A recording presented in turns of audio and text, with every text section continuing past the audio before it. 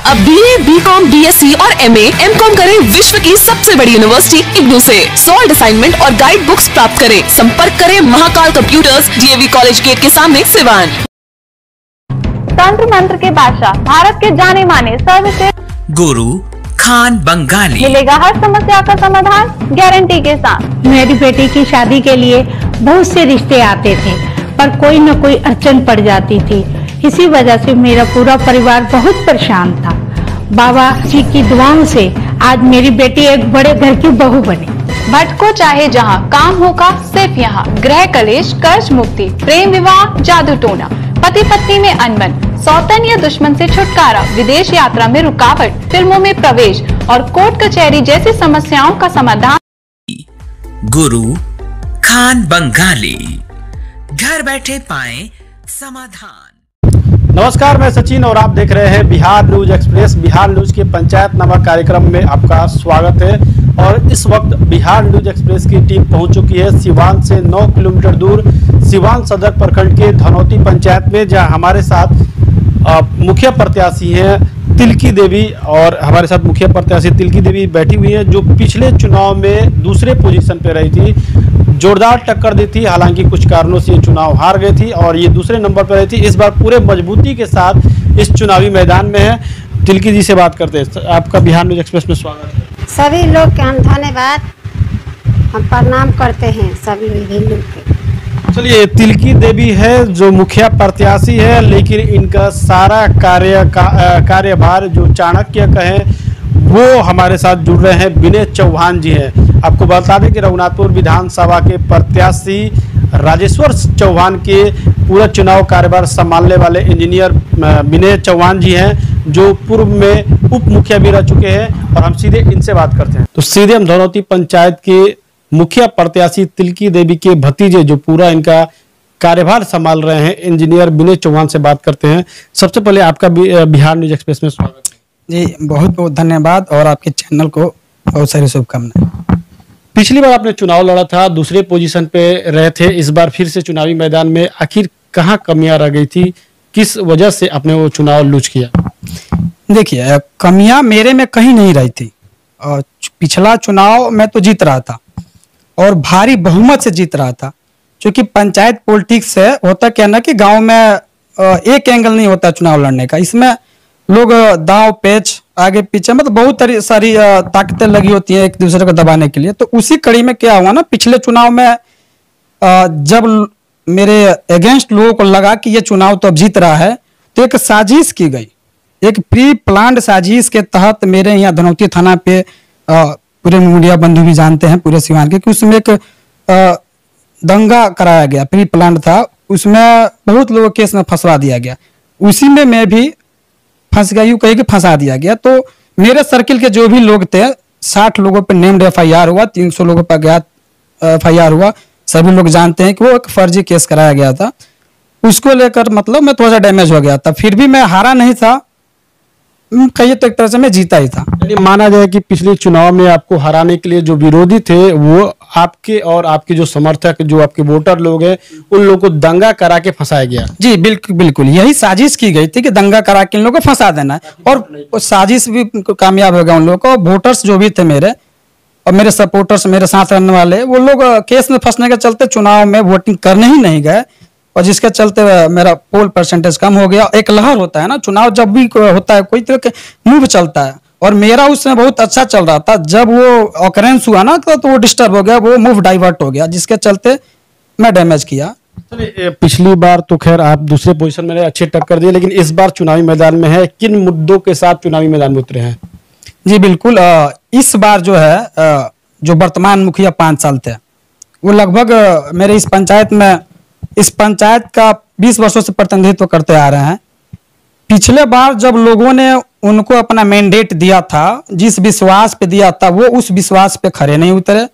उन्होंने गवर्नमेंट की जो इतनी भी योजनाएं हैं सही तरीके से सही जगह पर लागू नहीं करा पाए हैं, जिसके चलते जनता का आक्रोश है उनके प्रति कि इस बार मुखिया बदल देना है और एक साफ सुथरे शिक्षित युवा ईमानदार जो सभी वर्ग सभी समाज को एक साथ लेकर चलने की क्षमता रखता है, उसका उन्होंने चुनाव करेंगे। बिल्कुल मुझे आशा है और उस कड़ी में मुझे ही लोग चुनेंगे, क्योंकि वैसा व्यक्तित्व वाला व्यक्ति पंचायत में दूसरा कोई कैंडिडेट नहीं है। लेकिन सबसे बड़ा सवाल है कि आप एक इंजीनियर है, पटना में कंस्ट्रक्शन का काम करते हैं, अच्छी खासी आपकी इनकम है, तो वो सब छोड़ के आखिर पंचायत चुनाव में आप क्यों प्रत्याशी हो रहे हैं? आखिर चुनावी मैदान में उतरने का फैसला क्यों किया?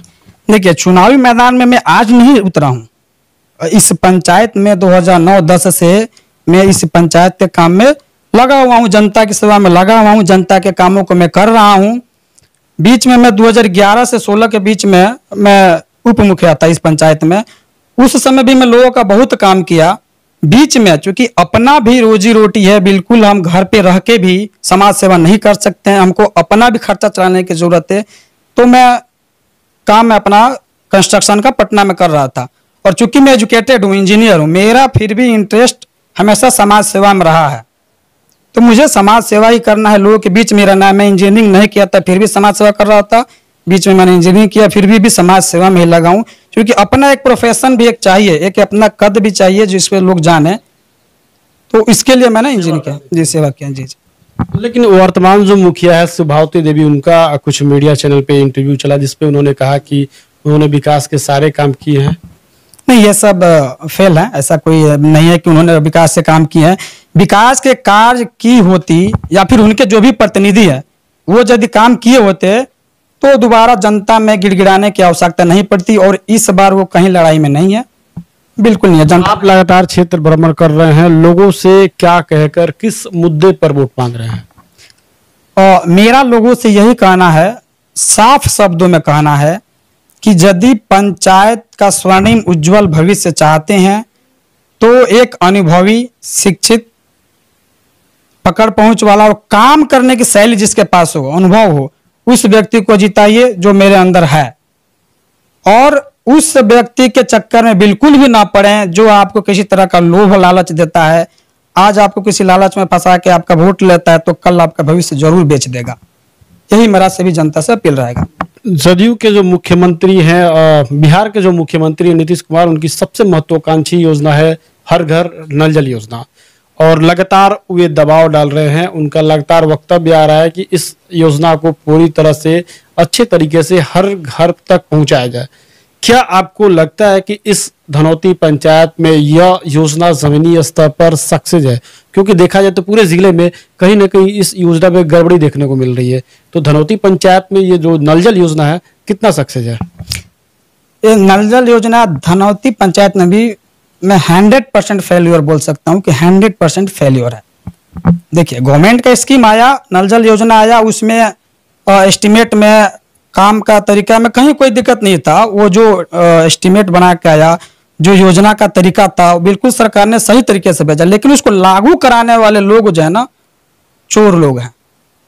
यहाँ पे वार्ड किरवाने कमेटी बन गई, अच्छा बात है, वार्ड किरवाने कमेटी के पास पैसा भी चला गया, लेकिन मेरे यहाँ पंचायत में भोले भाले वार्ड कमिश्नर लोग हैं, जो भी वार्ड मेंबर लोग हैं, वार्ड सदस्य लोग हैं, वो लोग जिला में, प्रखंड में कम जाते हैं। चाहे पूरे बिहार की भी स्थिति यही है कि चूंकि पहले भी वार्ड मेंबर में लड़ने के लिए शिक्षित और जानकार लोग नहीं आते थे, अब आ रहे हैं। तो उसमें हुआ क्या था कि जो भी साधारण लोग थे, भोले भाले लोग थे, वो लोग वार्ड में जीते हुए थे, लेकिन जब उनके वार्ड किरवाने कमेटी पे जब पैसा आ गया, उनको मुखिया ने ठगने का काम किया। फिर रिटर्न चेक कटवा के अपने पैसा लेके अपने से ठेकेदारी की है और अपने से काम कराया, जिसका नतीजा हुआ कि नल जल योजना आज तक पंचायत में धरातल पर नहीं उतरा। वो जितना भी बंदरबाट हुआ है मुखिया द्वारा हुआ है, इसमें वार्ड का भी कहीं कोई दोष नहीं है। और वार्ड आज के भी डेट में, मेरे धनौती पंचायत का स्पेशली बता रहा हूँ कि वार्ड लोग, मेंबर लोग, सचिव लोग आज भी फंसे हुए हैं कि पैसा दे के आज तक ना MB हुआ, ना उसका बिल वाउचर जमा हुआ, ना फाइल कहीं क्लोज हुआ। बिल्कुल फेल है। देखा जाए तो हर पंचायत में वृद्धा पेंशन योजना, इंदिरा आवास योजना, इस तरह की कई योजनाएं जो है लोगों को जिसको जरूरत है उसको नहीं मिल पाती है। आपके यहाँ क्या स्थिति है? देखिए, ये जितने भी जन कल्याणकारी योजनाएं हैं, इसमें प्रतिनिधियों को बढ़ चढ़ के हिस्सा लेना चाहिए, पब्लिक को जो उसको दिलवाने के लिए सहयोग करना चाहिए। और मैं आपको बता दूं, और बताते हुए खुशी भी होती है कि धनौती पंचायत में सबसे ज्यादा वृद्धा पेंशन विनय चौहान ने करवाया है, सबसे ज्यादा। अभी आप ग्राउंड रिपोर्टिंग करने भी जाइएगा तो किसी से पूछिएगा पेंशन किसने कराया, तो शायद विनय चौहान का ही नाम आएगा। और लोगों ने भी कराया है, लेकिन मैं सबसे ज्यादा कराया हूँ। उसके अलावा जितनी भी गवर्नमेंट की योजनाएं हैं, कन्या विवाह योजना, पारिवारिक लाभ, लेबर कार्ड हो गया श्रम संसाधन विभाग से, आवास में भी गड़बड़ियां होती हैं, लेकिन उसमें लग के योग्य आदमी को, पात्र आदमी को दिलवाना, उसमें भी हम लगे रहते हैं। देखिए 2009-10 से ही मैं पब्लिक के ही काम में लगा हुआ हूँ, कोई ठेकेदारी नहीं कर रहा हूँ, जिसका नतीजा है कि इस बार लोग हमको जरूर चुनेगी। गांव की सड़कों की क्या स्थिति है? सड़कें कुछ कुछ बनी है, लेकिन अभी जो जरूरत वाली है नहीं हो पाया। कई जगहों पे पानी भी लगा हुआ। बिल्कुल बिल्कुल, मैं वही बोलने जा रहा था कि सड़क से पहले इस पंचायत और हर एक गांव को नालों की जरूरत है। और यहाँ पे तो चूंकि मैं खुद टेक्निकल हूँ, सिविल इंजीनियर हूँ, मुझे मालूम है कि सड़क से पहले ड्रेनेज सिस्टम को सुधारा जाता है, क्योंकि सड़क कितना अच्छा बन जाएगा, पानी लगेगा तो टूटना ही है। और यहाँ पे क्या है ना कि उस टाइप के लोग हैं नहीं, समझ तो है नहीं, मुखिया तो बन गए, सही बात है, उनको बस दिमाग इसमें काम करता है कौन सा योजना कराएंगे कि ज्यादा बेनिफिट होगा, भले वो टिकाऊ हो या ना हो।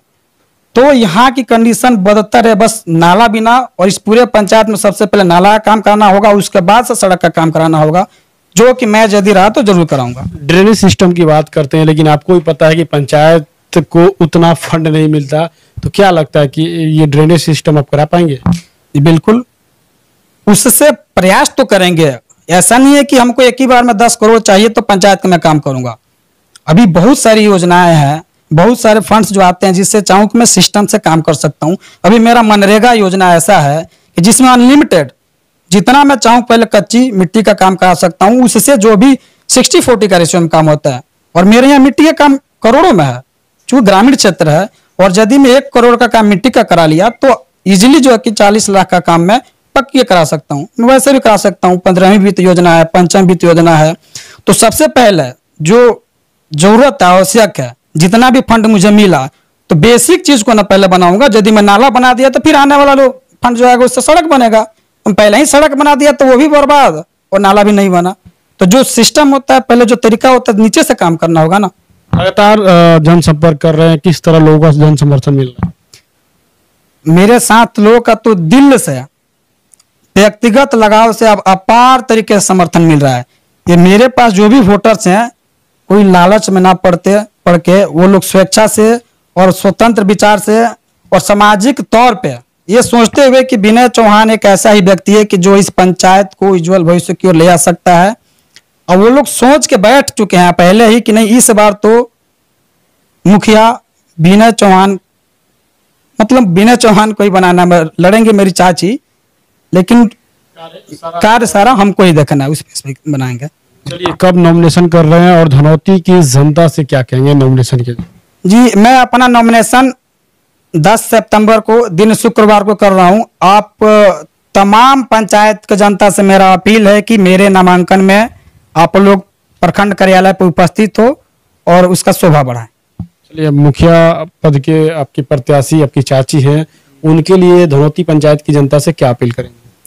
उनके लिए मैं यही अपील करूंगा कि 29 सितंबर को वोटिंग के दिन सुबह में सबसे पहले उठकर जलपान करे या ना करे, सबसे पहले मतदान के लिए जाए। मतदान करने जाने से पहले 1 मिनट आंख बंद करके दिल पर हाथ रख करके सोचिए कि जो इस पंचायत का योग्य कौन व्यक्ति है और किसको हम वोट देंगे तो मेरे बच्चे का भविष्य सिक्योर हो जाएगा, इस पंचायत का विकास सिक्योर हो जाएगा। और जो पहली आवाज आपके अंतरात्मा देती है कि नहीं वोट इसको देना चाहिए, आप उसको जाके वोट दीजिए। चलिए, बहुत बहुत धन्यवाद। ये हमारे साथ इंजीनियर विनय चौहान जी जुड़े हुए थे। काफी तेज तरार युवा है, शिक्षित युवा है और जवान युवा है। आपको बता दें कि रघुनाथपुर विधानसभा के जो प्रत्याशी थे राजेश्वर चौहान, उनका सारा कार्यभार इन्होंने संभाला था। पटना में कंस्ट्रक्शन का काम करते हैं, इंजीनियर है, लेकिन वो सब छोड़कर यहाँ चुनावी मैदान में आए हैं, लोगों की सेवा करने आए हैं। और इनकी चाची तिलकी देवी इस चुनावी मैदान में है। इन्होंने एक बहुत ही अच्छी बात कही, लोगों से ये अपील की कि वोट देने से पहले एक बार अपने दिल पे हाथ रखिए, देखिए कि आप किसे वोट करने जा रहे हैं, कौन आपके और आपके बच्चों का भविष्य सुधार सकेगा। अब देखना है कि आने वाले वक्त में जनता इनको लेकर कितना विश्वास करती है। सहयोगी आशीष के साथ सचिन कुमार, बिहार न्यूज एक्सप्रेस, सिवान।